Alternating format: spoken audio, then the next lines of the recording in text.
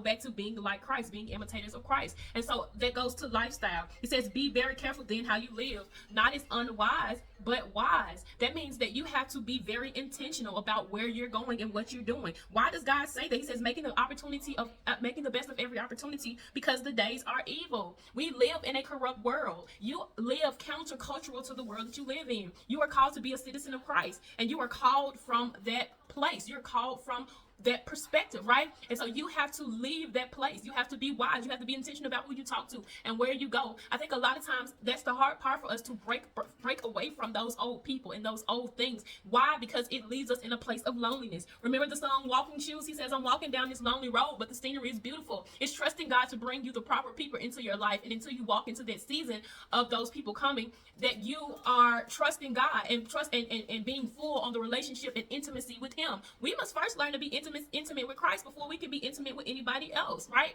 There's a level of intimacy in every relationship, and there are boundaries there, right, that we must respect. So intimacy has to do with closeness. It has to do with how close you are to someone. And it is so powerful to understand what intimacy is, because that is a large part of marriage. Not only that, that's a large part of every relationship. Intimacy has to do with the nakedness, because like I said, Adam was naked before God before he was ever naked before Eve. He was created first, and so we have to be naked and honest before God so that we can receive and accept ourselves in the light that God sees us.